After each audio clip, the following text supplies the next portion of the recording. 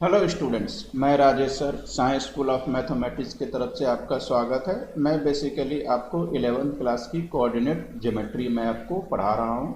ये 11th class के साथ साथ आपको एनडीए आईआईटी जेईई मेन के पॉइंट ऑफ व्यू से भी बहुत ज़्यादा इम्पोर्टेंस है।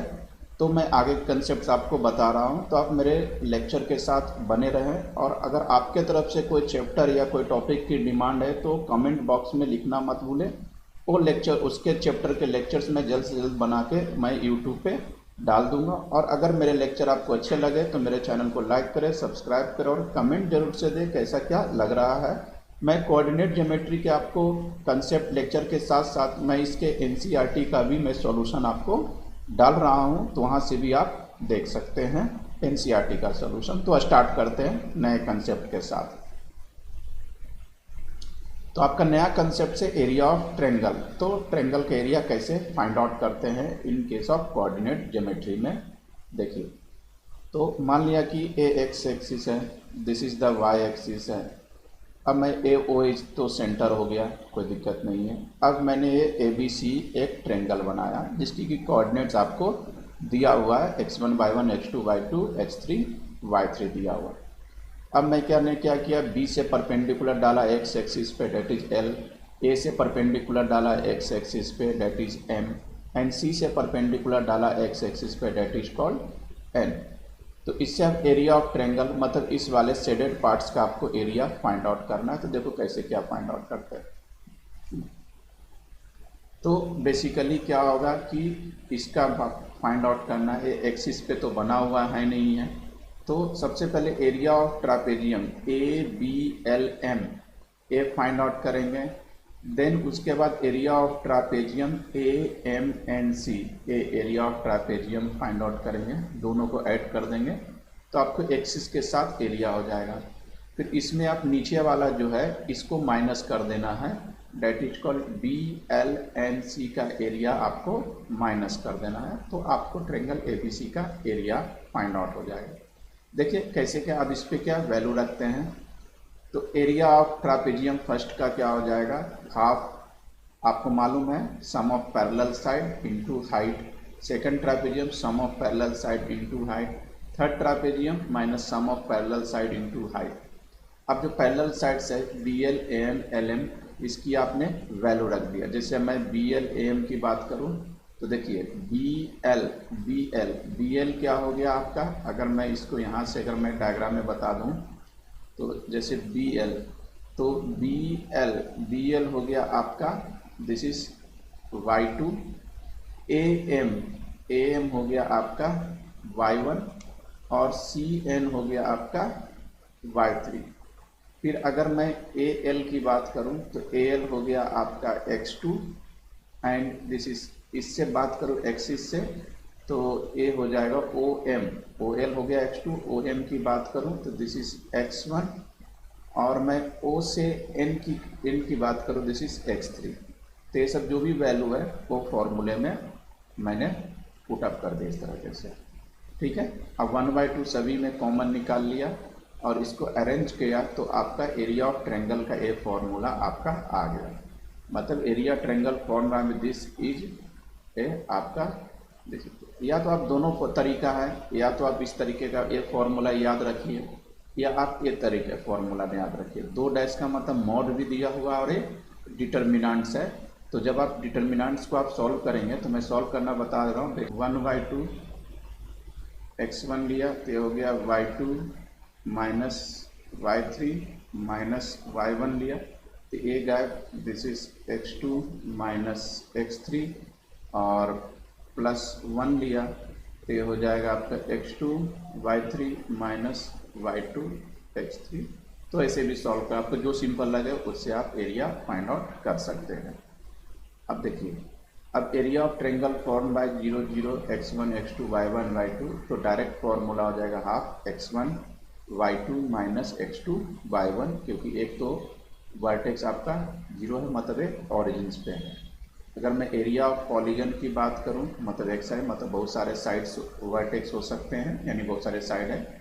इसको आप जनरलाइज फॉर्मूला एक याद रखिएगा, x1 y1 x2 y2 plus x2 y2 x3 y3, जो नीचे लिख रहे हैं वो ऊपर इस तरह से कंटिन्यू रहेगा। तो पॉलीगन मतलब नंबर ऑफ साइड्स, तो जितने साइड वाला आप निकालना हो, स्क्वायर हो, पेंटागन हो, हेक्सागन हो, किसी का भी एरिया इस फॉर्मूले से आप डायरेक्ट और इजीली फाइंड आउट कर सकते हैं। कोलिनियरिटी ऑफ 3 पॉइंट्स, मतलब ट्रेंगल का 3 पॉइंट्स है, अगर वो कोलिनियर हो जाए तो कोलिनियर का मतलब क्या होता है कि तीनों पॉइंट्स एक ही लाइन पे लाई करें। तो उसके लिए कंडीशंस क्या है कि आप एक तो डिस्टेंस फार्मूला जो कि अपन ने पीछे पढ़ चुके हैं, दूसरा आपका कोलिनियर पॉइंट्स है, this is the distance formula है। सेकंड मेथड्स है आपका this is area of triangle should be 0 कर दें तो आपका कोलिनियर का प्रूफ हो जाएगा। अब कुछ क्वेश्चंस करते हैं MCQ type. Area O A B which O A और 1 2, तो सिंपल है, अभी मैंने फॉर्मूले बताए थे। तो दिस इज x1, ये क्या हो जाएगा x1 y2, तो 4, और a2 को 3 से 4 माइनस 6 क्या होगा आपका मॉड हो जाएगा, दिस इज -2 यानी 1, आंसर शुड बी 1। ठीक है, नेक्स्ट क्वेश्चन है द पॉइंट दिस। अब ये करना आपका कि पॉइंट कोलिनियर होगा, इक्विलेटरल ट्रायंगल फॉर्म होगा, या राइट एंगल ट्रायंगल हो गया, या नॉन ऑफ दिस। तो आप कुछ भी देख सकते हैं, जैसे अगर मैं डिटर्मिनेंट से सॉल्व करूं 0 3 -7 एंड 0 0 0 1 1 1, अगर एक पूरा 0 है तो ये तो पूरा 0 ही हो जाएगा, तो डेट इज कोलिनियर। अब देखिए कुछ क्वेश्चन और भी प्रैक्टिस करते हैं। क्वेश्चन है find the area of triangle form by 9 - 7 2 4 0 0।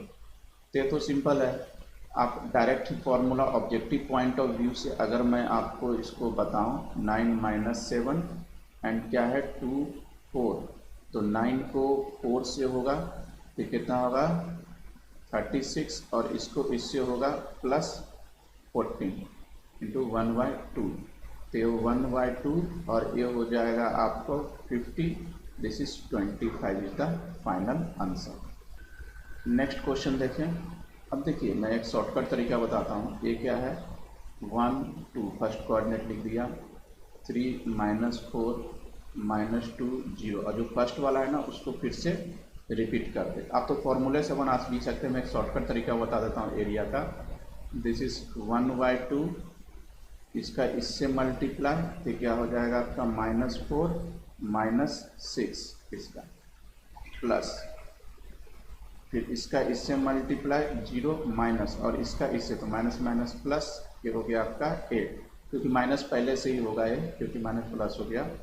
अब प्लस इसका इससे मल्टीप्लाई तो क्या हो जाएगा -4 और -0, दिस इज 1/2, ये हो गया -10 -8 -4, तो दिस इज 1/2, ये हो जाएगा आपका 22, answer should be 11 square unit. अब बोले कि सर आपने माइनस नहीं लिखा, ये मैंने मोड लिखा था, तो मोड के बाहर आएगा तो पॉजिटिव आएगा, this is the final answer.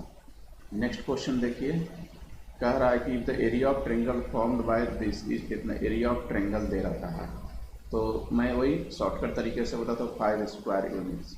तो क्या करते हैं 10 2 -3 -4 x1 10 2, तो 1/2, दिस इज इसका इससे मल्टीप्लाई हो जाएगा, दिस इज -40 और +6, क्योंकि हम -6 हो रहा है और बीच में माइनस है तो प्लस हो जाएगा।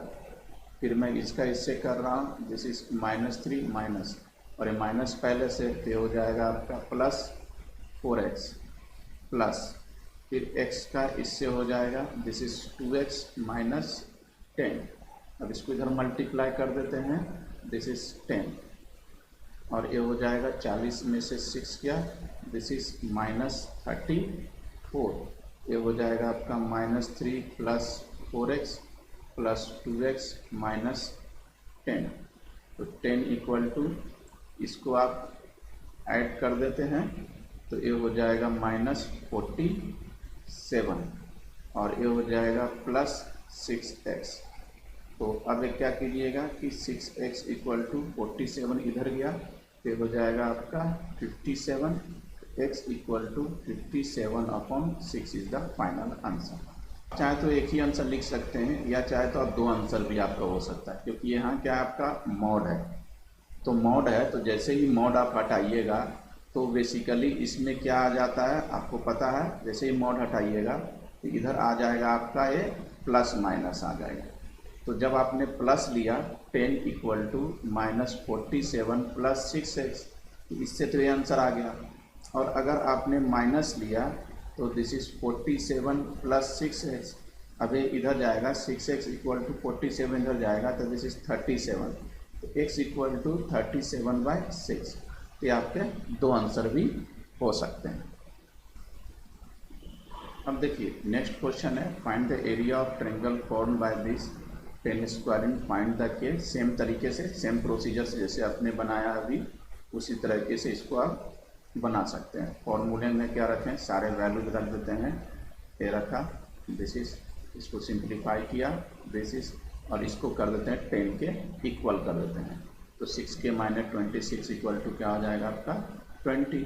अब ये तो मोड हटाया तो ये प्लस माइनस हो गया, तो एक बार प्लस साइन लेंगे एक बार माइनस साइन लेंगे, दोनों से सॉल्व करेंगे तो के की वैल्यू आ जाएगी। एक से वैल्यू आई 23/3, दूसरे से के इक्वल टू 1।